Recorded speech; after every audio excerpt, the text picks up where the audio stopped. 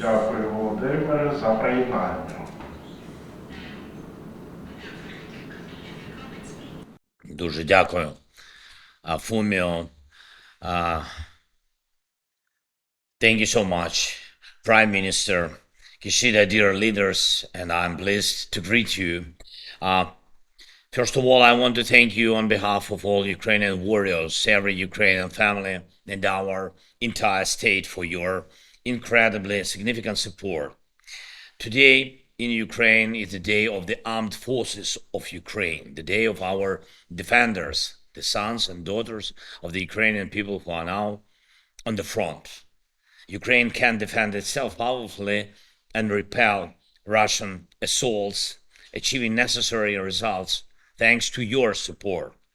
President Biden, President Macron, Chancellor Scholz, Prime Minister Sunak, Prime Minister Meloni, Prime Minister Trudeau, Prime Minister Kishida, I thank you, all of you personally, and your countries, of course.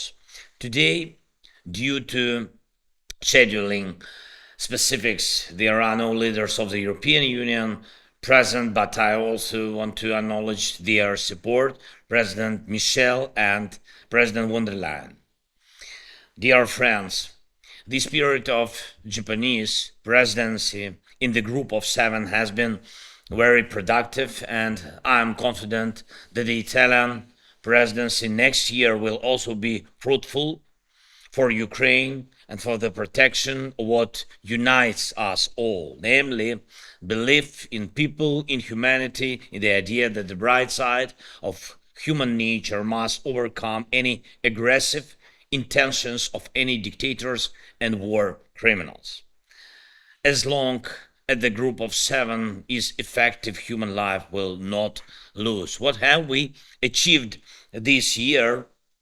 First, Ukraine won in the Black Sea, and now Russian terror no longer dominates these waters. Normal shipping is being restored, and with each new cargo from our ports, global food security also wins. Nearly 7.5 million tons of cargo has been transported by the new export corridor we launched, having expelled the Russian Navy.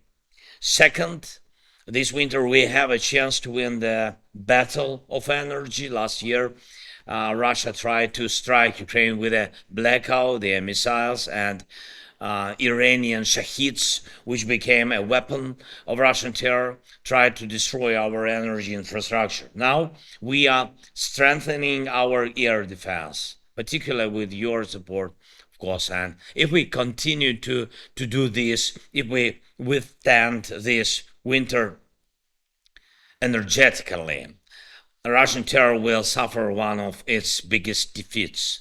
Stronger defense and strong energy sector mean our cities can live, our economy can work, and our people can come back. And economic growth in Ukraine now is one of the most significant results of the year. Let's strengthen it. Third, Putin plans to simulate re-election for a new presidential term and to quell growing Russian dissatisfaction with the war results. He has significantly increased pressure on the front.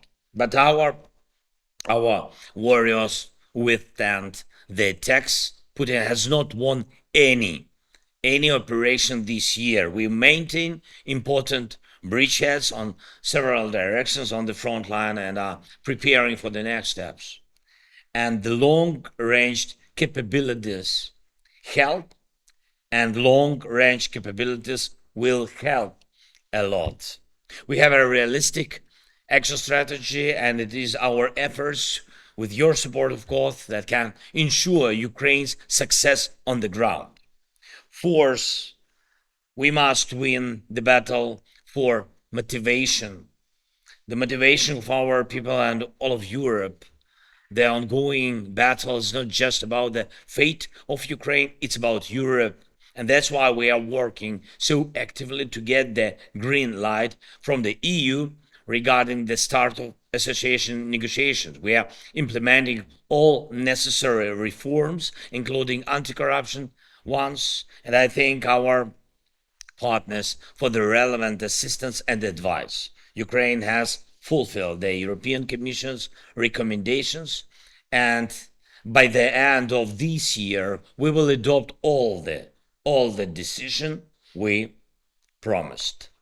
And we hope that the European Union will also fulfill its promise to Ukraine. The decision to start association negotiation with the EU is a powerful energy for us, the energy of unity. And finally, fifth, consolidated efforts. Russia hopes only for one thing, that next year the free world's consolidation will collapse. Russia believes that America and Europe will show weakness and will not maintain support for Ukraine at the proper level. Putin believes that the free world will not fully enforce its own sanctions, and the Russian elite mocks the world's doubts about using frozen Russian assets to compensate for damage from Russian aggression. All this is a much broader issue. What can freedom do? What can dictatorship do? We must answer these questions together. The free world vitally needs to maintain its consolidation, maintain interaction, maintain support for those whose freedom is being attacked. And I believe that together we can make the next year productive for us, for free nations, not for Putin. Ukraine has strengths, and I ask you to be as strong as you can be and as freedom can be. Thank you, all of you, your people, your nations. Slava Ukraini!